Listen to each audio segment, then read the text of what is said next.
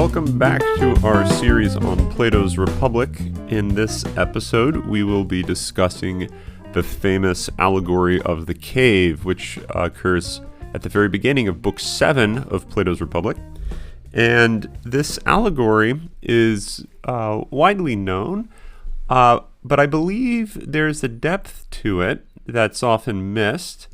And I believe that it also serves a very fruitful segue into an understanding of a concept that's deeply central to spiritual theology, which we'll talk about in passing towards the end of this episode, having to do with St. John of the Cross's dark night of the soul.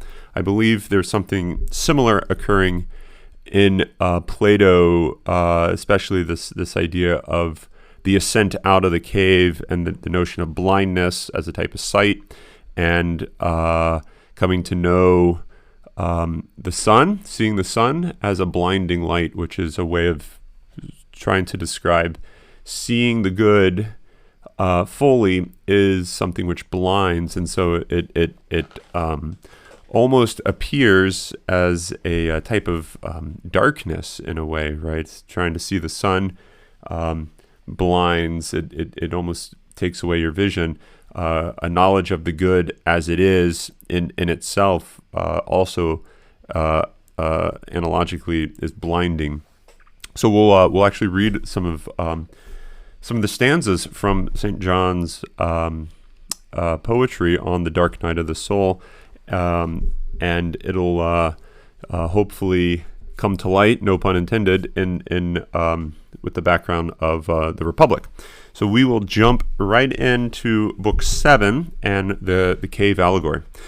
Okay, so the first thing to note about this allegory is Plato is not timid in articulating what this is supposed to be an allegory of, and part of I think what's going on is Plato is almost at a loss, and he even says this. He has Socrates say this, at a loss of how do you describe this? How do you describe what he's trying to describe? It's almost an impossible thing. We've alluded to this last time with what is it like to live a life of music, like a musical life? What is that type of experience of knowing how to play an instrument intuitively? It's very difficult to describe that to someone, just as it's difficult to describe what it is to ride a bicycle. Those are more mundane things, but the way you go about describing the knowledge of riding a bicycle is very difficult, right? How do you describe that that process or that task? Likewise, what Plato is doing here is he's trying to describe what education is, and as we'll see, and as we've already seen, it's very difficult. And so he uses an allegory, not to try to make something simple difficult, but rather the reverse. He's trying to take something which is really difficult, and he's trying to place it within a more direct experience that we might have, or that we can at least conceive. So then we can begin to make this transition to the depth of what education really is and what it really amounts to. So the very first sentence of Book 5 says, or begins this way: "Next then, compare the effect of education and that of the lack of it on our nature to an experience like this." So the whole allegory is supposed to give us some insight. And notice, once again, the language I'm using. I didn't do this on purpose. It's just deeply rooted in how we talk about understanding, explaining knowledge. I talk about insight, a type of seeing into something, right? And this is going to be almost what Plato is trying to articulate, right? There's some insight into what education and the lack of education brings about in the human life. And he's going to do this by talking about this situation where you have human beings living in an underground cave-like dwelling.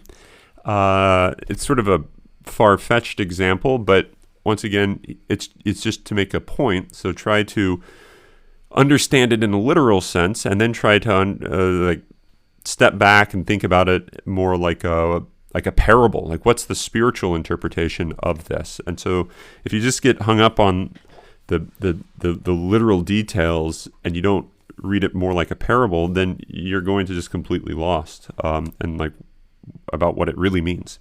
Okay, so these people stuck underground, facing a wall. They've been chained there their whole life, and behind them is a wall, and then slightly above the wall, you think of like a hill kind of going up out of the cave behind them, but they're facing the opposite direction. They're turned away from the exit, looking at the wall at the bottom of the cave. And behind them, there's this wall. Behind the wall, there's a little fire, and there's people walking back and forth behind this wall. Think of like a little, like, it's almost like a puppet wall. So they're standing behind the wall, holding up little statues and things. The light is shining on the statues, and it's projecting these shadows on the wall in front of these people, right? So you could think of it as just like a ancient Greek puppet show. And the prisoners have been watching these shadows their whole life, and they don't know any different, right? So the thing to realize about this situation is that the prisoners don't know that they're prisoners. The prisoners think they're perfectly free.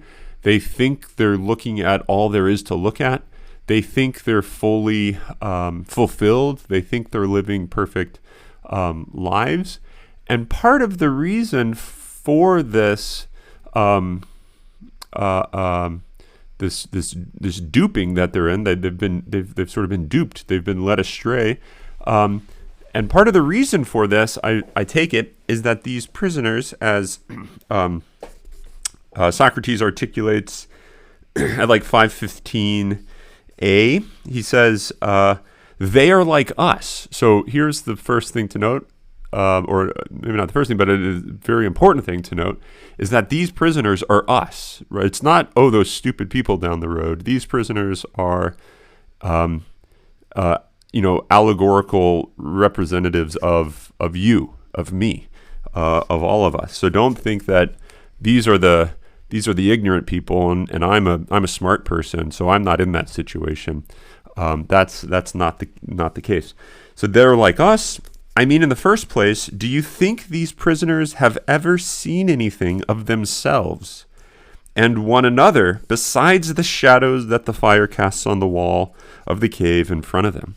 So the prisoners are completely ignorant of their own life, their own situation in the world. They don't know where they are, who they are. There's a type of ignorance of self that they possess, which then carries over to why they're ignorant of everything around them. Okay, so at the heart of this allegory is ignorance, and specifically, it's not just ignorance of the stuff around you, but the real problematic here is an ignorance of self, right? So that's going to be a very significant thing that's going to reoccur, and it's this type of ignorance which is what brings about this enslavement, right? So they're enslaved. What are they enslaved to? They're enslaved to the false, right? They're enslaved to what isn't real, what isn't true, and that's because they can't properly see, or they're not properly seeing. And so the situation is one where they are at a loss of how to live because they don't even understand what it means to live, what it is to live, because they haven't even thought about their own life, which is the one most direct example of life. It's the one that you have, right? So if you can't reflect on what it is for you to live, then the question on what it is for my neighbor to live or the person across the world to live, that's all just going to be, as Plato seems to articulate in this allegory, that's just going to be shadows. It's just going to be words that don't have any real meaning. Okay, and so the way that he carries this on is these people, these prisoners, have really sophisticated conversations with each other, but the stuff that they're talking about doesn't have any real weight. It doesn't have any real meaning. It's just, as he calls it, it's just about these shadows, and so they don't actually communicate or talk about anything of real depth. The conversations are always at the surface level, even though they might be saying all the right things. It just doesn't really mean anything to these people. And remember, these people are you and I. Okay, so continuing on a little bit later, this is a couple lines down. Socrates says, "All in all, then, what the prisoners would take for true reality is nothing other than the shadows of these artifacts. These artifacts that these people are that are behind them are holding up above the wall, right? Like the puppet masters, if you will, and they think that that's reality. They can't really conceive of anything else. They are so sort of single-minded or simple-minded that they can't even question whether or not what they are seeing is an image or a sign or it's representative of something more. And I think what Plato's trying to do with this passage is he's trying to use it to compare with our situation, which is we look around the world and we see trees and dogs and friends and spouses. We listen to philosophy podcasts. We take college classes. We read books. And oftentimes what people do is they just receive all that. They think about it. And it simply just means itself. It doesn't really incline us to anything other than this, if you want to call it this world or this way of conceiving or thinking. But there's a possibility, this is where Plato's ultimately going to try to go with this cave allegory, there's a possibility that when you see something in the world, when you experience something in the world, it actually has the ability to redirect you to something beyond it. That is, the world can take on the characteristic of a sacrament, of a sign, and that it can lead you beyond it. And it's this type of seeing, this type of sacramental outlook, which is what the prisoners don't have. And so they're enslaved to the shadows, and they can't actually see the shadow and say, wait a second, maybe this is a shadow of something, and so maybe I shouldn't be looking at the shadow, but I should turn around and look at what this is a shadow of. That is, I should look at the reality itself rather than just the image. That would be like saying, maybe I should look at not just my spouse, but what spousal love is an image of. Maybe it's an image of something more than just itself. Even though it's a great good, it might actually be communicating something more. And so it's that type of seeing that the prisoners are incapable of. And that's just the way, I guess that's the way to think about how Plato's trying to describe education. Education is about learning to see in this sacramental way, which is a way of leaving the cave, being able to leave the cave. And how that happens is difficult to understand, but we'll give some examples to try to clarify this. Okay, so here's how he goes on. So consider then, this is the very next line from where I just read. Consider then what being released from their bonds and cured of their foolishness would naturally be like. So if one of these prisoners was freed, what would that be like? What would he experience once he was freed from his ignorance? The very first thing that he would experience would be what? When one was freed and suddenly compelled to stand up, turn his neck around, walk, and look up toward the light, he would be pained by doing all these things and be unable to see the things whose shadows he had seen before, because of the flashing lights.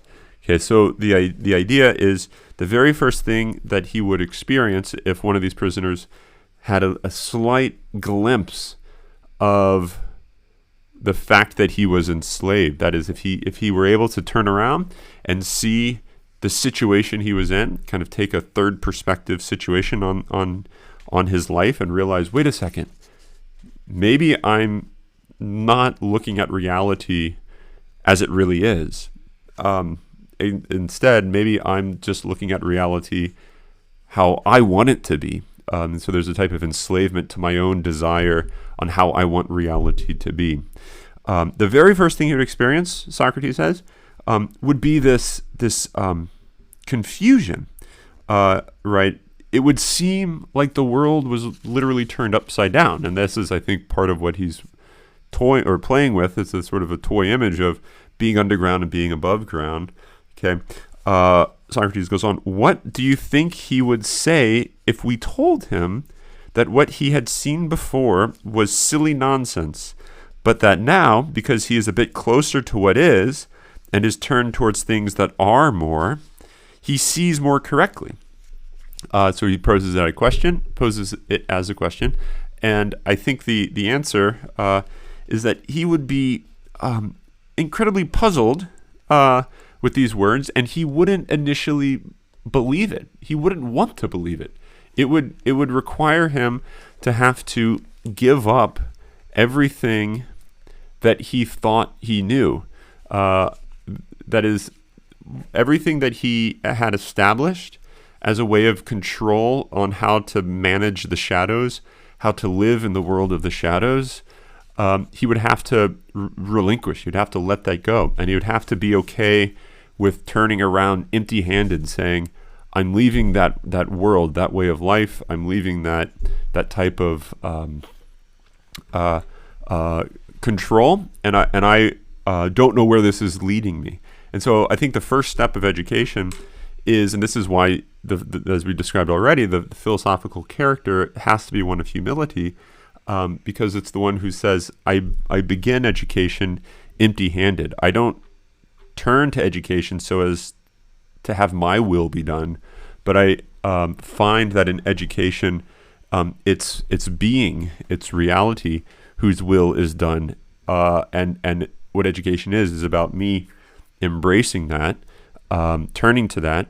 And that's why it's regarded as seeing, because seeing is a type of embracing in a way. It's a type of taking in reality as it is. And so the wider your eyes are, the more that you can embrace reality as it is rather than as you want it to be. And so I think this is not something that would be the first reaction for someone who was enslaved. And so it's a painful process. It's a long process. You can think about your own educational development, things that you thought were the highest goods in the world, Legos, all you wanted was the new Lego set, and then all of a sudden you come to get that, and it's wonderful. You think this is heaven on earth, and then you find yourself left dissatisfied after a couple months. You don't like that Lego set anymore. It becomes sort of valueless. You're looking for something else.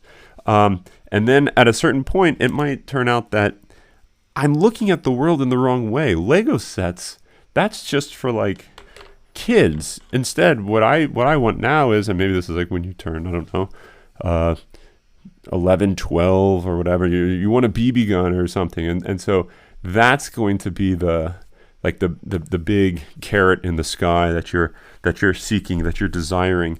But this type of thing happens throughout our lives. It's different for different people.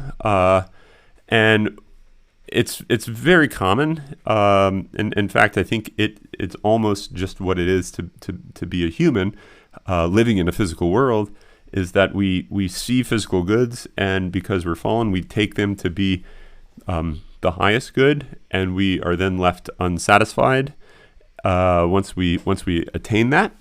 And so then we look for something else.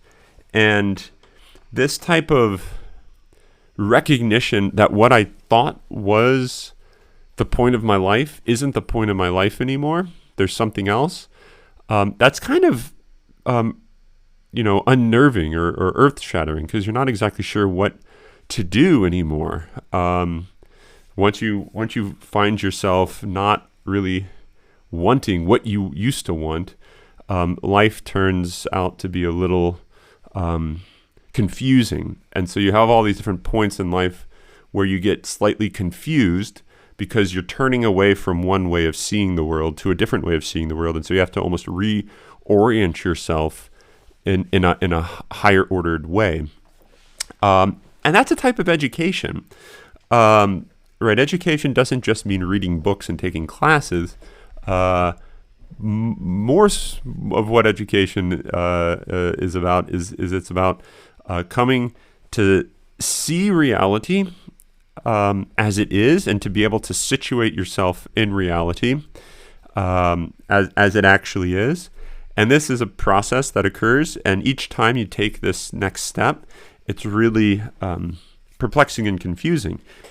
Another example that's probably familiar with some of you, maybe not all of you, but you're thinking about the world and you're not sure why certain things happen, and you come up with a real simple story about why something falls to the ground, and then you feel satisfied, and then all of a sudden you learn something in class that doesn't square with what you thought was true. And your initial reaction, and this is the case pretty much across the board, your initial reaction is to be resistant of that, because you think, no, this doesn't square with what I take to be true.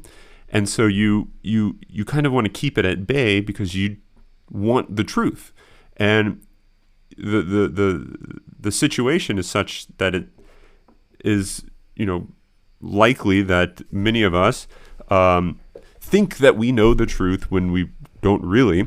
And so when someone who's wiser than us, smarter than us, gives us a more accurate description of reality that might falsify our simpler understanding of reality, we're resistant of that because it just doesn't seem to go with what we, quote, know to be true. And so we have to kind of wrestle with that and struggle with that and think through it. And we don't really know what to think anymore. And so sometimes this happens a lot of times in physics, where we think we understand how something works. Some phenomena will come on the scene, and we'll be very perplexed for several years, trying to figure out how do we square this phenomenon with the foregoing physical theory.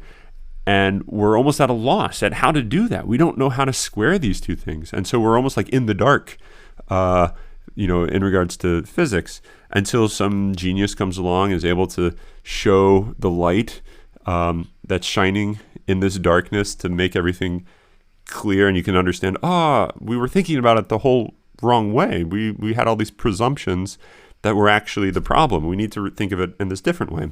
This happens with the history of astronomy, with geocentrism and the shift to heliocentrism. we were sort of thinking about things in the wrong way, and it was difficult to conceive of certain possibilities because of certain presumptions that we were very disinclined to call into question. But that's just what education is. It's about this willingness to pursue truth more than our opinions about truth. And so it's this willingness to be proven wrong. And so if you are not willing to be proven wrong about things that you could be wrong about, then you've kind of proven yourself unable to be educated. Okay, and so that's a really important reflection on education and how it requires this radical willingness to progress towards the truth, even when you know that you don't know what that is or where that's going to lead. And this is, I think, at the heart of also why a lot of people, convert almost when they've said they never would. It's only when they have this philosophical educational spirit, which is to say, I'm going to follow truth where it leads me. And if you have that willingness, then you're open to being led to things that you never would have been willing to admit at the start that you would, end up with. So returning to the cave allegory. Once freed, turn around, it becomes confusing, and you want to turn back to your old way of seeing because you think that makes more sense. But that's just once again an inclination to self-deception because it's easier that way. It's cognitively easier to hold on to the old way of thinking because now you don't have to continue to ask these questions that you don't know how to answer. But if he were to be led, as he says, or not really led, this is 516a, and if someone dragged him, so he's not being led, but he's being dragged. So education requires companionship. Someone else has to aid you in this. Very rarely will someone ever come to education on their own. It's something that you receive from another. Just like a language, no one teaches themselves a language, at least their primary language. They always learn it from another. Language is a social phenomenon, right? It's a communal phenomenon. And I think education is a communal reality too. It's something that you participate in or you engage in with others, and that could be other humans, or it could be other in regards to just reality. That could be books, or it could actually just be the physical world itself. Sometimes scientists think of experiments as a type of dialogue with reality. You do a test that's almost like asking a question to reality, and you get the results from the test, and it's like an answer. And sometimes the answer isn't what you expected. And so you have to be willing to listen to nature and to say, maybe I'm not thinking about this the right way. The physical world has just communicated something to me that doesn't square with what I thought it was going to say. Maybe the problem isn't with the physical world, but maybe the problem is with my preconceptions of it. And so maybe I need to change my theory or my way of conceiving of things. So even you could think of education as just a dialogue with another, and it has to be a philosophical dialogue in the sense of an openness to pursue the truth beyond your own desire for control of reality. Okay, so but once he's dragged out of the cave, out into the sun, it's described as Socrates describes it as he's pained and angry at being treated that way. Very rarely do people like to be proven false. People don't like to be proven wrong.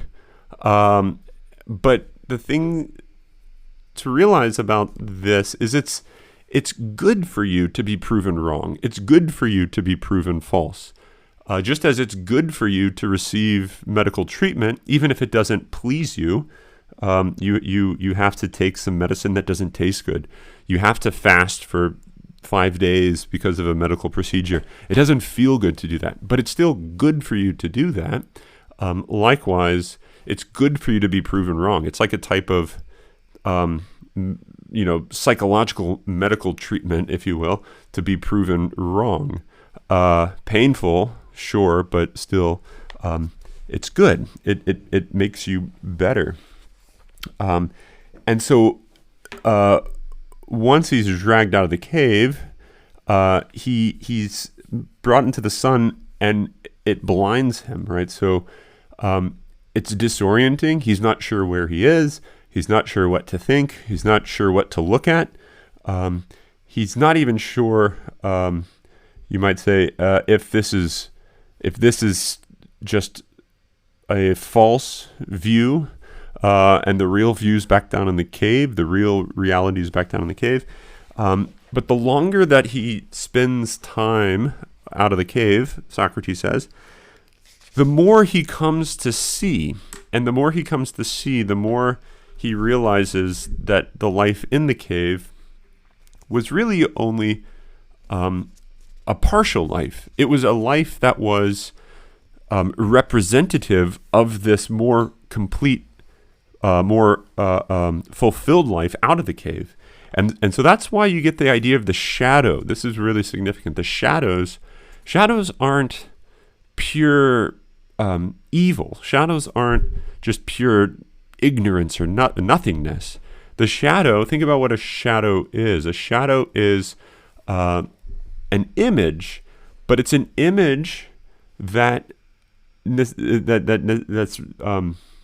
it requires or it necessitates the presence of light, right? So you can't have a shadow unless there's some form of light. Now, granted, the shadow is not the reality itself, but it's an image of the reality that comes through the light. So I think the way to think of this is even false opinions. You believe something and it's false. That can even serve a role in your own educational development, because it is possible that by being shown that that is false, by being shown that that is just a shadow, you are now capable of orienting yourself towards the real light, towards the real things. So by being proven wrong or false, you're now better oriented towards the true.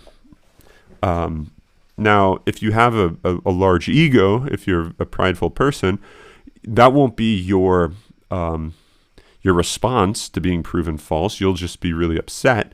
But a humble person, once proven wrong, will come to realize that they're better for it, right? They've been made well. And so at one point in another dialogue, Socrates says, if you can prove me wrong, I'll be all the more thankful for you, because you're the one that's going to have dragged me out of the depths of hell and set me on the right road. And so my reaction to being proven wrong or to having my beliefs proven false should be gratitude. And I think that's a beautiful image that many of us have a difficult time actually putting into practice. Okay, so once he is out of the cave and he is better acquainted, he comes to understand and see things in a gradual way, and so he reflects that his vision gets better and better from moving from darker things to lighter things. Right, so the shadows, and then he turns around and he sees the statues that the shadows were of, and then he slowly is led out of the cave towards brighter and brighter lights. You could think of like a moth in the cave being slowly led out towards brighter and brighter lights, and so it's a ladder. You could think of education as a moving up of a ladder or an ascent that takes its action, or it takes effect through this gradation of brightness, and this is just the allegorical image, and eventually what happens is when he gets out of the cave, he looks at reflections of things on the ground, and then in like the lake, and then he slowly is able to look at like the trees, and his eyes start to adjust, and then he can like look up at the sky and see the moon and things, and then eventually he'll come to see the sun, and the sun will have this effect on him which will blind him. So eventually when he reaches the source of sight, the source of seeing, that which this whole journey was aimed at, he comes to be blinded by it because it's so bright. It's so full of what gives sight that it like overwhelms his eyes, and so he can't look at it directly. It's sort of a mystical image, but a very I think powerful one. Man is not strong enough to look directly at the sun. It's just not in our nature to be able to look at the sun. It'll blind us. And likewise, I think the way this goes allegorically is man cannot know the good, because remember the sun is the image of the good. Man cannot know the good in and of itself directly. It's too much for man's intellect. It's too much for man's knowledge to know the good as it is, and rather what it does is it blinds us. It's seen as a type of darkness, and so this is how Socrates describes this on 518a. On the contrary, anyone with any sense at any rate would remember that eyes may be confused in two ways from two causes: when they change from the light into the darkness, or from the darkness into the light. If he kept in mind that the same applies to the soul, then when he saw a soul disturbed and unable to see something, he would not laugh absurdly.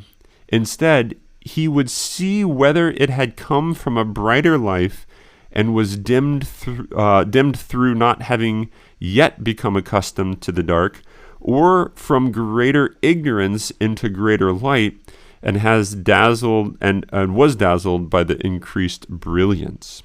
Okay, so the idea is you can be blind for two different causes. Two different things can blind you.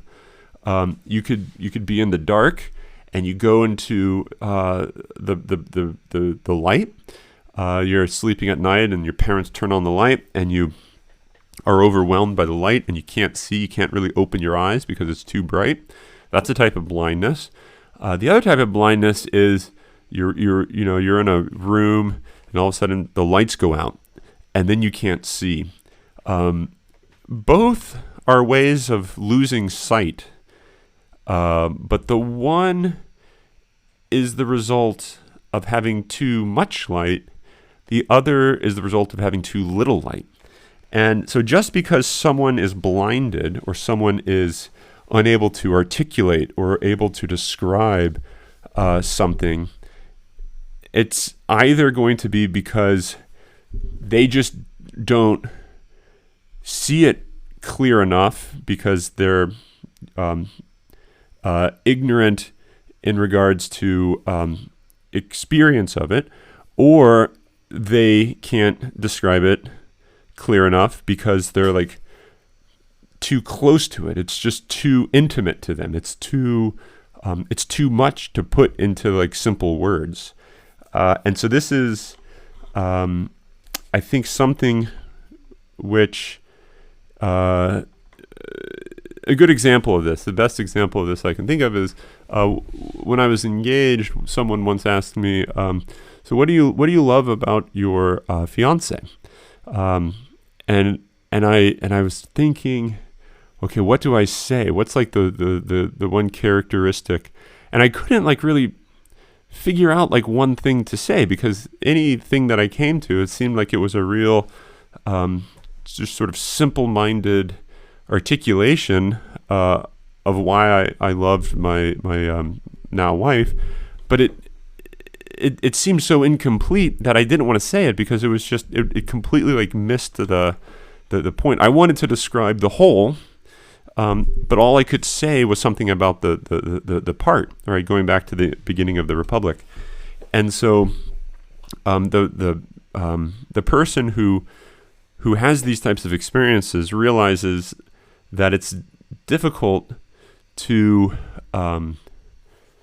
articulate something that you know so well, because it's just so full. It's just so complete that you can't really package it up neatly and nicely into like a single bite-sized soundbite. And I think this is what ultimately the good is. The good is so overwhelming, so vast, that no single thing will compare to it. And once again, I think you could describe the good to God. And in fact, this is where Neoplatonists have taken this to describe God as the good. Especially Pseudo-Dionysius and Gregory of Nyssa go, in great detail about this aspect of knowledge of God exceeding our concepts, our cognitions. And so the only way we know God is through the fact that we have an ignorance of him. So the more that we know that we can't comprehend God, the more intimate we are with him as a vast mystery. It's a beautiful image, right? It's to say that we don't want to worship an idol. We don't want to think of God as this limited, thing that fits this concept in my mind. And so the more that I can understand that God exceeds my concepts, the more that my inability becomes representative of my, paradoxically, knowledge of him.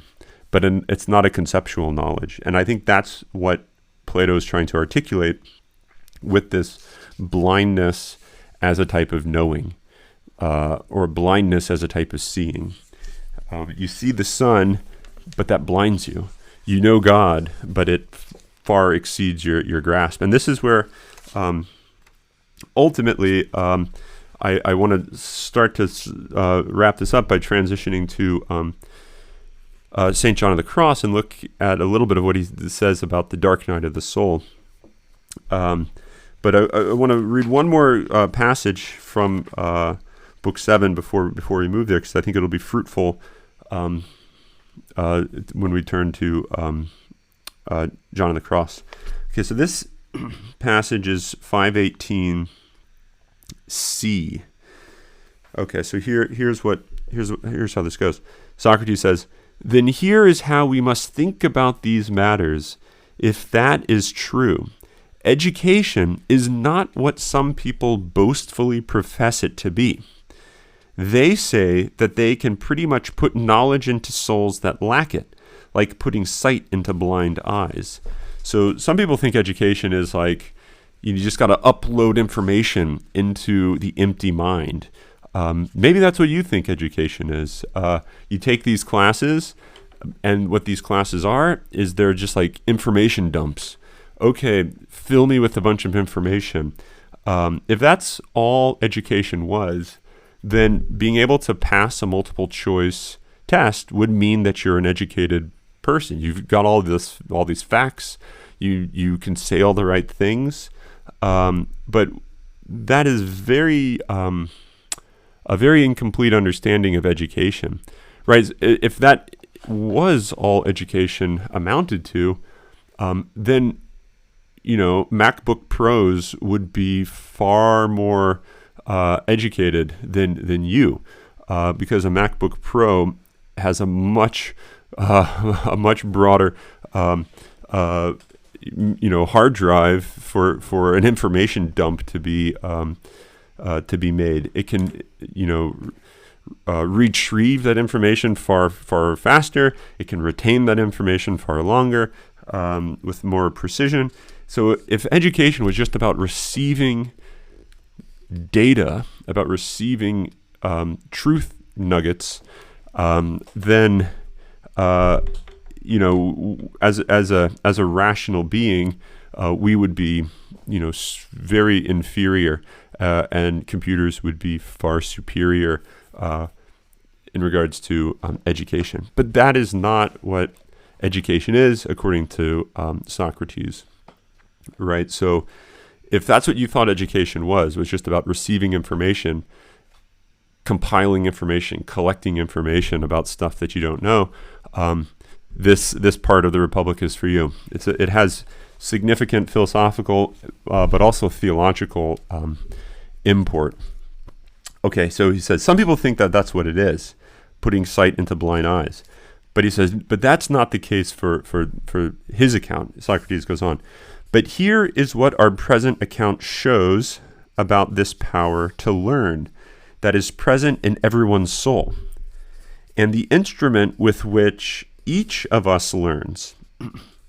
Just as an eye cannot be turned around from darkness to light, except by turning the whole body, so this instrument must be turned around from what comes to be, together with the whole soul, until it is able to bear to look at what is, and at the brightest thing that is, the one we call the good. Isn't that right? Glaucon says, yes. Of this very turning around, right? So the idea of turning around is going to be central. It's going to be integral to understanding education for Plato. And remember, this is how the prisoner gets freed. They turn around from the shadows to the light. So this turning around, there would be a craft concerned with how this instrument can be most easily and effectively turned around, not of putting sight into it.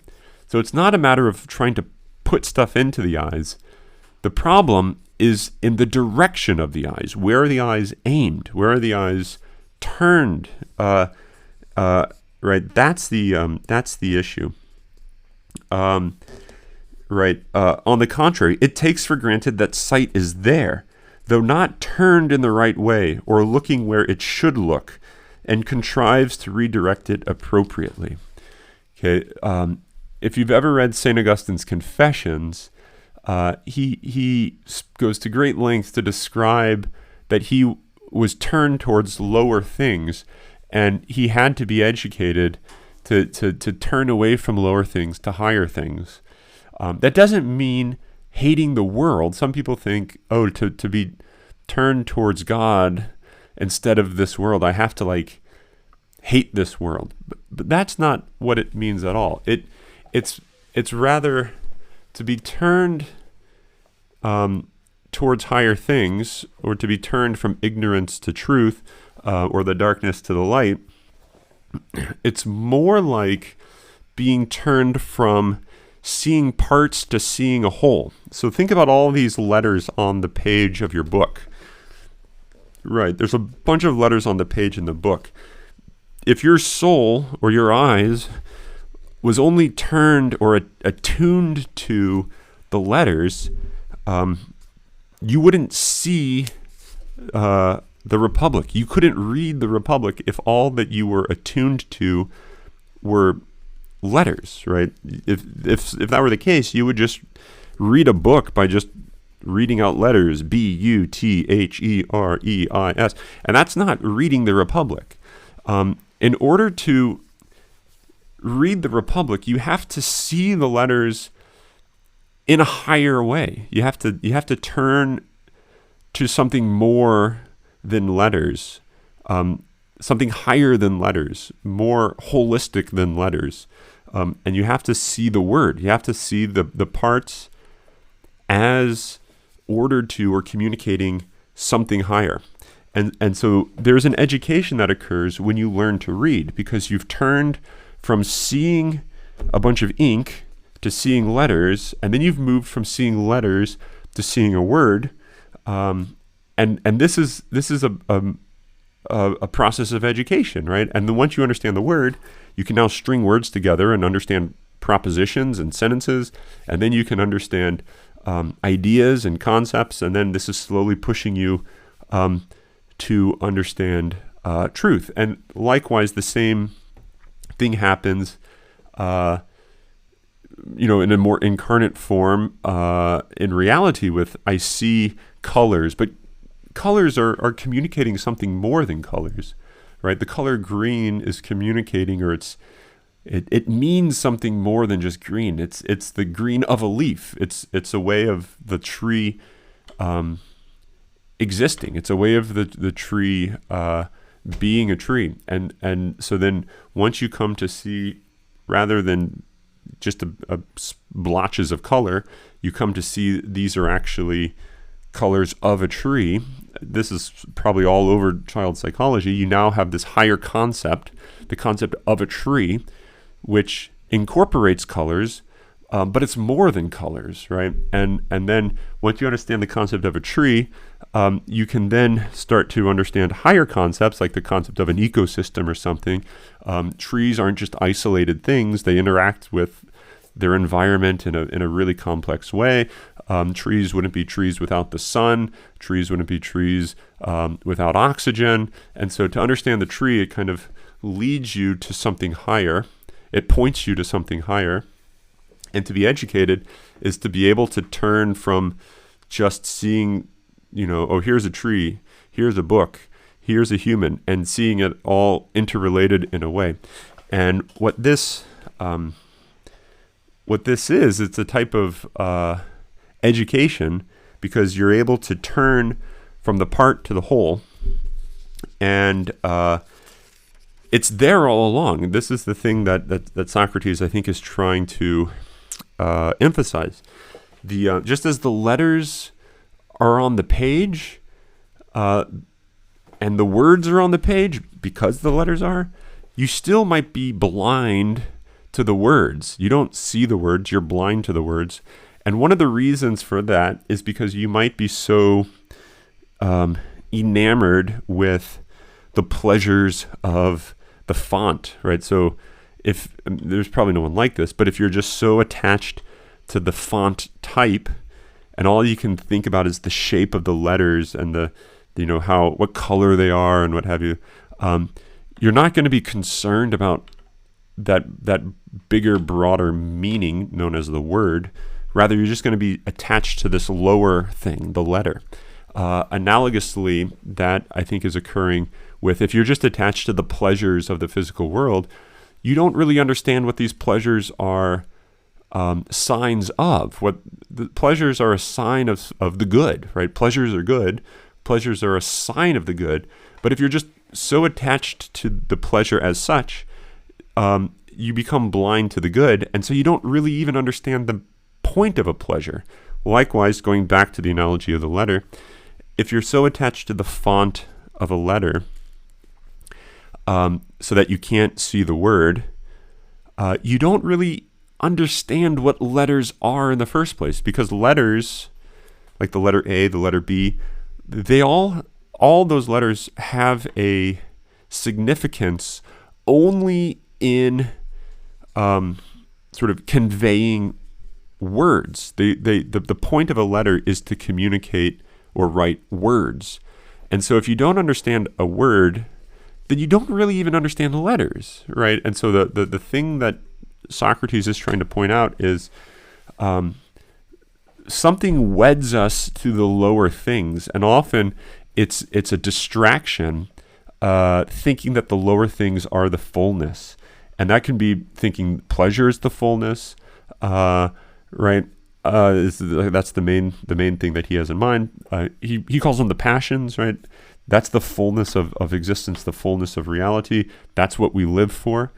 And if that's the case, then we don't really even understand the point of the pleasure. go back to the allegory of the cave. If you look at the shadows and you think that's all reality is, you don't really understand what a shadow's nature is, because what a shadow is in its very nature is it's an image of something. It's a sign of something, which means to understand a shadow would be like understanding something which is screaming out, don't look at me, look at the stuff that's making me, look at the stuff that is communicating me. Okay, and so we have to kind of quiet those passions if we're going to be able to listen to the higher things that are being communicated or spoken through the lower things. And this is what the dark night is. It's a type of pain. Remember, we talked about education as a pain. It's a type of blinding, a darkness. It's a night, a lack of vision. But this lack of vision is only a lack of vision in one sense. In another sense, it's the first stage of a more true, complete vision. So I'm just going to read a bunch of these stanzas. Just reflect on this in light of what we've described in Plato's Republic. So I think you should be able to make this comparison. Okay, so just listen to this. This is from the Ascent of Mount Carmel of St. John of the Cross. One dark night, fired with love's urgent longings, the sheer grace, I went out unseen, my house being now all stilled. In darkness and secure, by the secret ladder, disguised, the sheer grace. In darkness and concealment, my house being now all stilled. On that glad night, in secret, for no one saw me, nor did I look at anything, with no other light or guide. This guided me, more surely than the light of noon, to where he waited for me. Him I knew so well, in a place where no one appeared. O guiding night, O night more lovely than the dawn, O night that has united the lover with his beloved, transforming the beloved in her lover. Upon my flowering breast, which I kept wholly for him alone, there he lay sleeping, and I caressing him, there in a breeze from the fanning cedars. When the breeze blew from the turret, parting his hair, he wounded my neck with his gentle hand, suspending all my senses. I abandoned and forgot myself, laying my face on my beloved. All things ceased. I went out from myself, leaving my cares forgotten among the lilies. I think I don't want to comment too much on this, but the notion of this night guiding is profound, and the reason it guides is because it's unsettling. There's an unfulfillment. You feel unsettled, unfulfilled. This is not a resting place. There is no rest. And once you come to that recognition, not out of hatred, it's not that I hate this stuff, but you realize its real meaning is to tell you, don't rest with me. Keep moving. Keep moving on. That is the sense in which the darkness is a light. The darkness is a guide, right? And I mean, there's a lot more that can be said about this, but hopefully you can see that this notion of education in Plato plays a very intimate, significant role in the mystical theological tradition of the church.